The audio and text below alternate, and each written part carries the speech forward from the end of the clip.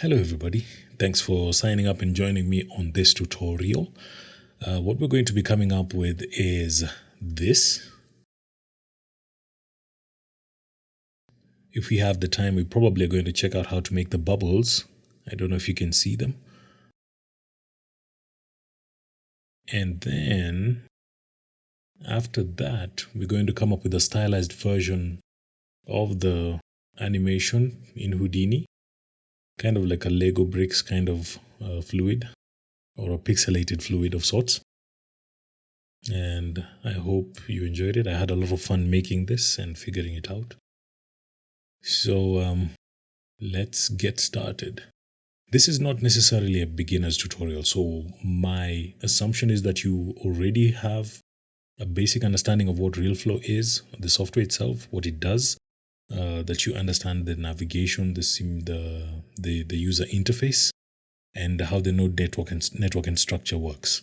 So I'm just going to go straight into creating my project folder. I already have a main basic folder called H water globe.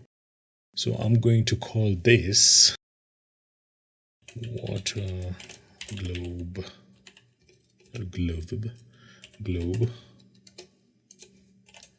Realflow.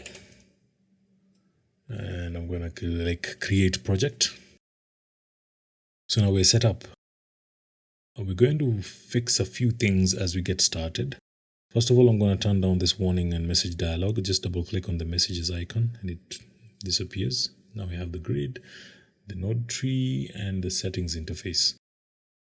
I don't know if your Realflow looks the same as mine, but if you check out how to customize the Realflow UI, you'll probably figure out how to do this. I'll put some links within the course of the tutorials I'm going to do to help anyone who doesn't know how to go about this.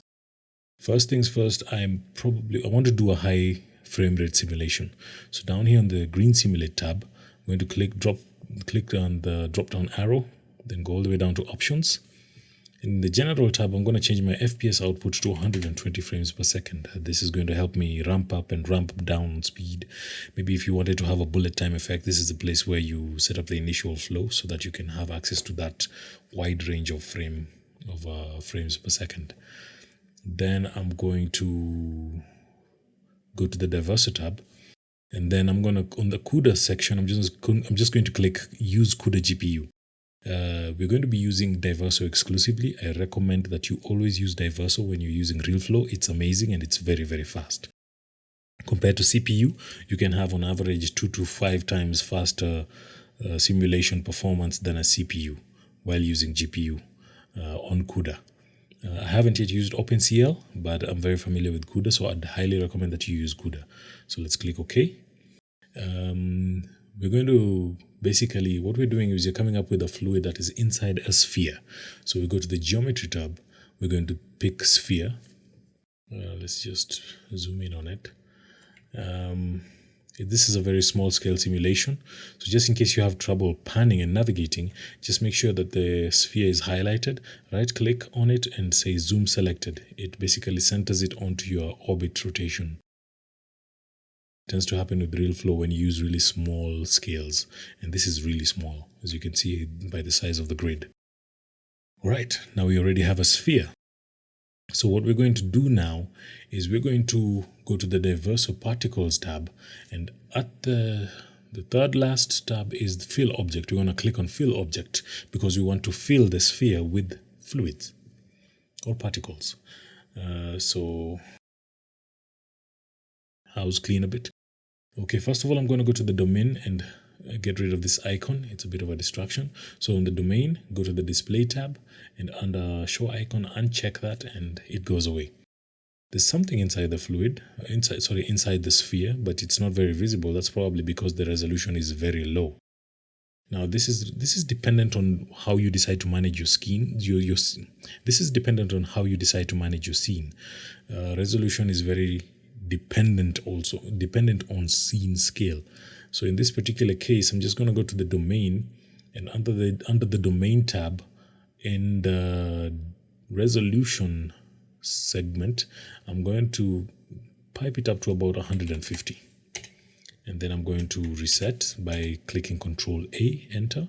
That's the shortcut for resetting. Control A gives you this dialog. It asks all the data will be reset. Are you sure? I click yes. I'm going to be using that from now on.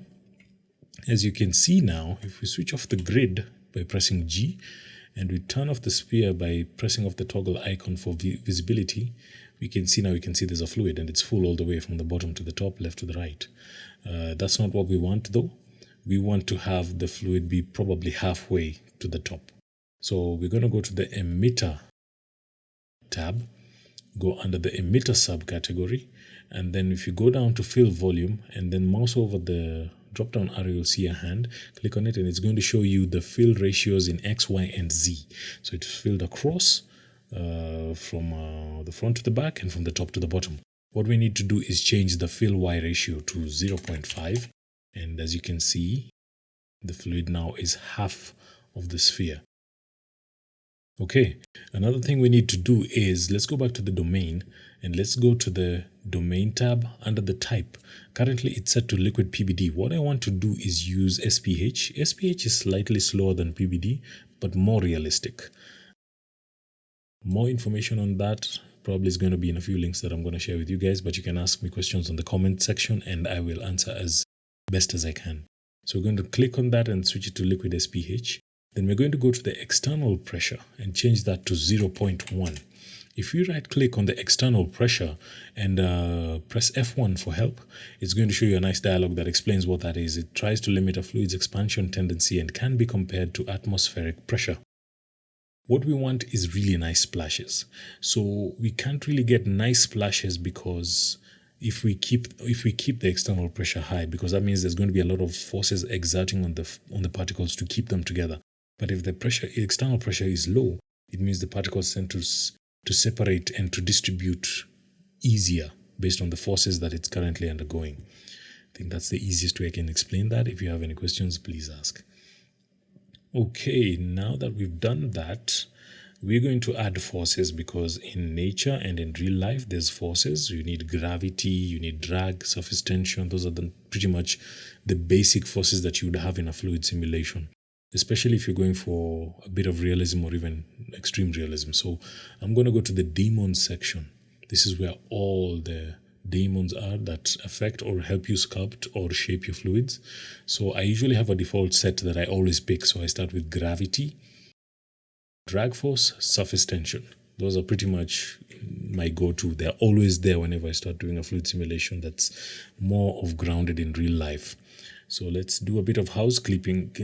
Let's do a bit of housekeeping here. I'm going to drag and select all the forces, all the daemons, and then on the display tab, just click show icon to switch all the icons off. The only icon that's going to stay, or the visualizer that's going to stay, is for the gravity, showing you the direction of the gravity. You can switch that off too if you do not want to see it by making it invisible. I like to keep it on, just to remind me, in case the grid is off. So now that that's set up, we're going to go down here. You have a padlock. This padlock, if you mouse over, it's going to tell you what it does. It locks or unlocks the timeline progress on simulation. When it is locked, you don't cache your simulation. All you do is just preview it. So you don't have access to scrolling your simulation if it gets to a certain point. It's a good tool for R&D and kind of easing the strain on your hard drive. But once you're ready to simulate and you want to actually review playback, you actually want to cache it, you unlock it. And then you'd actually have frames and files loaded on your hard drive that you can now review and preview and even load. So for now, we're going to keep it locked. Then I'm going to reset, Control A to reset, enter. So let's see what happens when we hit simulate. To hit simulate, the shortcut button is A, and to stop simulation also is A. So it's a start-stop button, depending on what state your simulation currently is in. So let's hit A and see what happens. Amazing. And the tutorial is done. Yeah, no, we don't need that. The fluid is falling through, which means we're not interacting with the sphere as we need to. So let's hit Control A again to reset the simulation and get the fluid back into the sphere. What's going on here? The thing is that the isosurface that the fluid is meant to interact with is not set up properly. So click on the sphere here or on the viewport or here. Then go to the display tab and under display volume, just check ISO surface. You see that the ISO surface is actually inside the sphere, which means that the fluid itself is not really having an opportunity to interact with anything because it's filled the actual volume that is there. What we need to do is to have the volume on the outside of the sphere so that the fluid can interact with that from the inside out. So what we do, first of all, we go to under the sphere, we go to the object tab, and then we go to the volume mode. And then we're going to set this to solid outside. Okay, the color goes a bit weird, but that's kind of an indication. If you zoom in and go all the way inside, you see now you actually have, it's like a hull of sorts. It's like a tunnel inside. Let's right click again and zoom selected to get our panning back. Okay, so once you do that, we can go back to the sphere under the display, switch off the ISO surface. Now let's go to the emitter and let's hit reset and see what happens. Oh wow, now look at what's happening. The volume of water is on the outside of the sphere. Why is this? Because under the emitter, if you go to the fill mode, the method it's using to fill the liquid has been set to fill the solid region. And remember, we just set the sphere to solid outside. So what we need to do is switch the fill-in method into fill non-solid region. The moment you do that, the fluid is now on the inside interacting with the mesh on the outside. I hope that makes sense. Now if we click simulate, something cool happens. Now the fluid is behaving. It's actually interacting with the sphere. This is awesome. Though this is not exactly what we want. If we look at the video, it seems to be swirling and moving around in a nice way. What we have here is a flat piece of fluid, and that's not what we need. So let's stop the simulation, reset it, and go to the daemons tab again. What we want is a force that is similar to what an ocean does, and oddly enough, it's called an ocean force daemon. Click on that. A cool visualization pops up. This gives you an idea of the kind of forces it's going to exert in the liquid itself.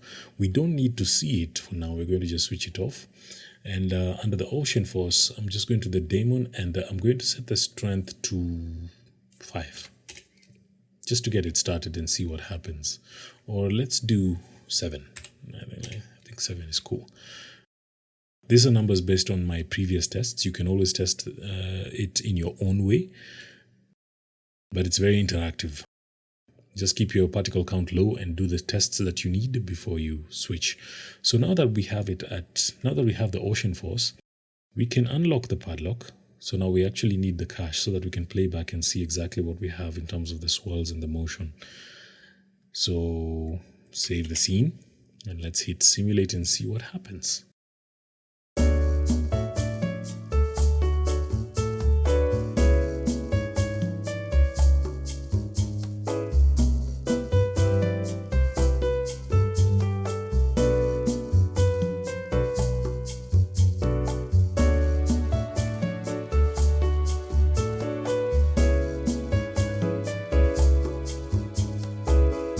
Cool stuff. Let's see.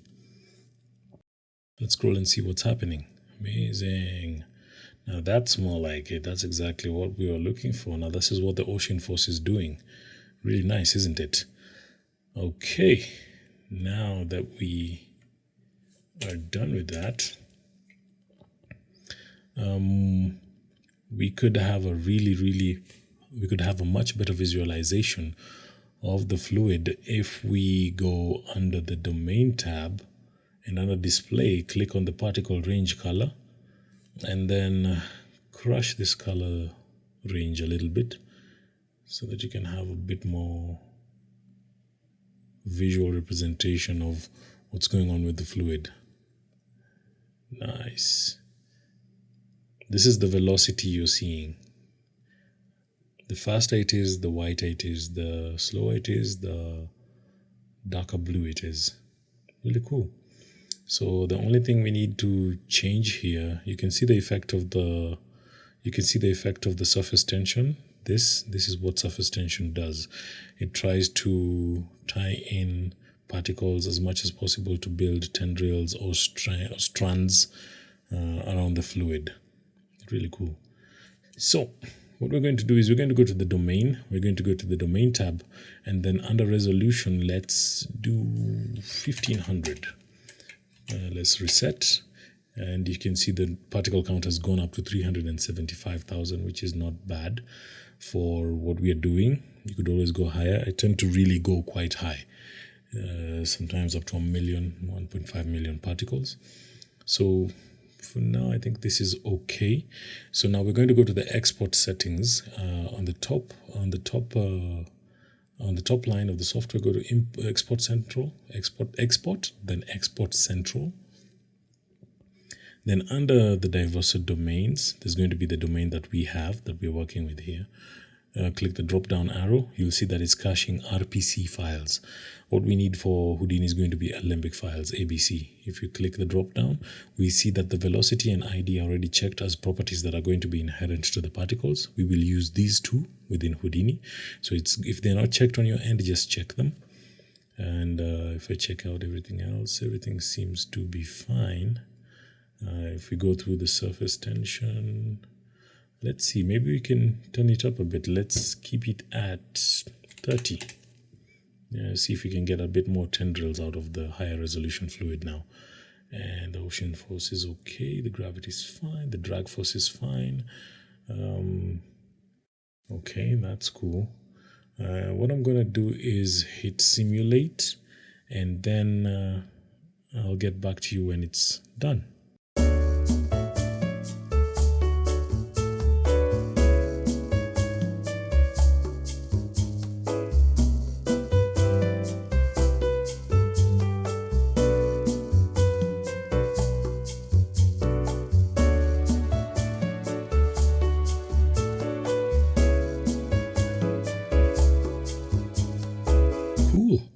Check that out. So now we have a finalized, beautiful, wavy simulation. If you've gotten this far, you should be proud of yourself. But I think just from this little experiment, I'm trying to get you guys to understand how simple it is to do research and development on Realflow and to come up with really nice looking fluids. And this is not really high res anyway, but it still looks really good for the amount of time that we've spent on it. So now what's next is going to probably be meshing. So I'm going to pick a frame. I usually like to pick a frame that has a bit of detail like this, because it helps me understand how close my mesh is to the real thing. So what I'm going to do is I'm going to go to the domain, and I'm going to click on the small green rocket. It's going to turn orange, which means it's in cache state now. It's not going to simulate at all. And then with the domain selected, I'm just going to go to the mesh. And then I'm going to click on the first drop down, and you'll see three types of particle meshes: the particle mesh VDB, particle mesh, and particle mesh legacy. I'm going to focus on the VDB.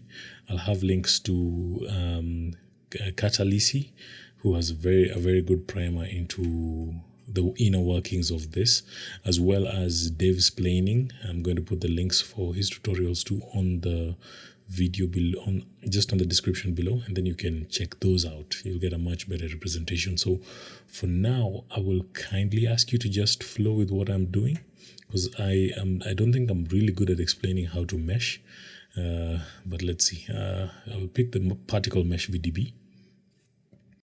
Okay, it's loaded. You'll notice it has a drop down. We'll click. You'll see it's linked to the diverse domain. This domain, that's what you see here. And within the diverse domain, one of the things it's asking for is for the particle radius. The particles each have a specific radius based on the type of simulation you've done and the type of scale it is. It's always different. So how do we get this radius from the get-go? First things first, let's just right click and build. This is how you build a mesh for this frame. Just right click on the particle mesh VDB and build. Boom, huge blob of something. Okay, we can go to the visualization tab here, it's on wireframe. Click it once, it's going to be on basic shaded, and then twice it's going to be on smooth shaded. Only problem is right now is every time you select it, it shows up with this green outline. I find that very unintuitive. So what I do is I go to the view, I go to show, and under show at the bottom is selection highlighting, and check it. So it doesn't matter now. Whatever you select is supposed to be highlighted, but when you do that, now it doesn't highlight it. I find this to be much easier for me in terms of working when I'm making a mesh. So as you can see, we have a huge blob.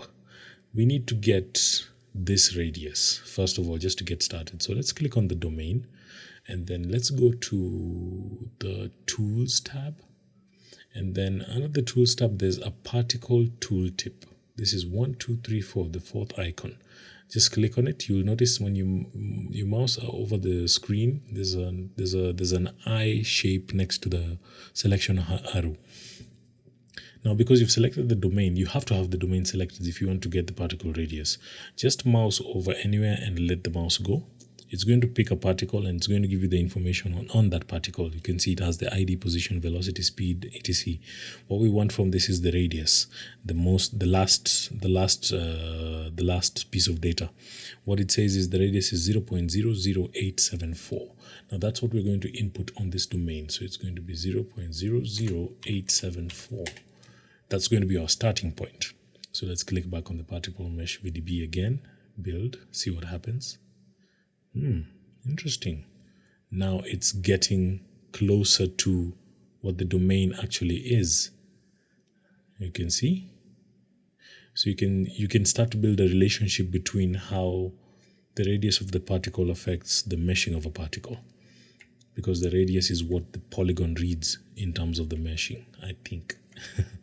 So now we need to fix it so that it fills up all these places. Now that we know that this is 0.00874, if you go back to the particle mesh, we have the polygon size. That was the particle radius size. Now, let's go to the polygon size.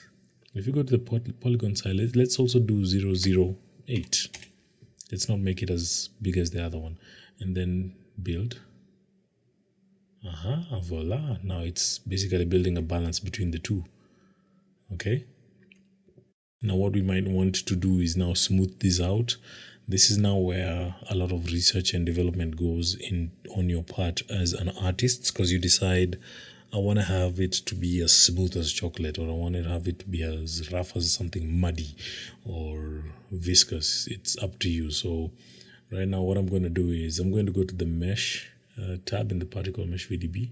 Then I'm going to go to the mesh filter, to the volume filter, sorry. And I'm going to click the arrow and add a smooth filter. Okay, so let's mesh with the smooth filter iteration set to 1. Let's build. Nice, you see how smooth it gets. Problem is, something happens to the mesh. It starts to kill the mesh a little bit. And this is usually because of resolution. Now, resolution is something you can view with the selection highlighting on. You can see this is how much resolution it currently has with the polygon size set to 0.8. So if we reduce the polygon size, say to 0.6, build, we add more polygons, which aids the smoothing even better. Now I'm going to go to the mesh filter too. I'm going to switch off selection highlighting again. And then I'm going to set the steps to 16. So the thinning is at 0.3. Let's see what that does if you build. Okay, it's eaten up the fluid a little bit. Let's set the smoothing to something much higher, like 3. Let's build. Okay, so we're smoother, but we've lost a lot of detail over here. We can go back to the domain size and increase it a bit, say to 9. Build that. Okay, let's say 1. Okay, that looks good. That looks much better. Then we can go to the smoothing again. Let's say 5. Then build. Okay, now it's getting smoother. Let's increase decrease the polygon size to increase the mesh resolution. Let's say 0.4. Not bad. Let's see how much more thinning can we have here.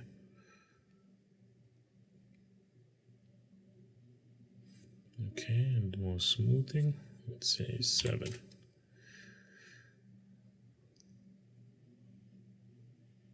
Cool. I think that's fine for now. Perhaps maybe let's see if we do 0.3. What would we get?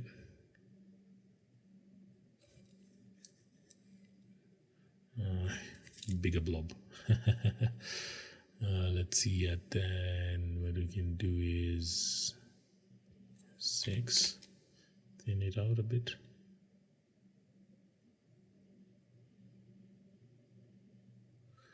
Yeah, we could probably do this forever. I'm just going to go back down to 4 and bring this back down to 2.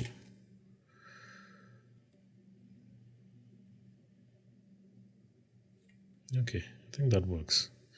I'm going to work with this for now. It's it can be an endless search for an answer. And this is cool. This looks good enough for me for the tutorial, for the sake of the tutorial. Okay, so now what we're going to do is we're going to go back to the first frame. What I'm going to do is I want to mesh using the command line. So I'm going to click the drop down arrow, hit command line. It's going to change this icon and add a black command line icon to the simulate word. Then click it again and go to command line options. What we're going to do is select mesh. Okay, so that means the only thing the command line's function is to work on the mesh, nothing else on the simulation. So I am going to hit simulate and we shall be back after another few.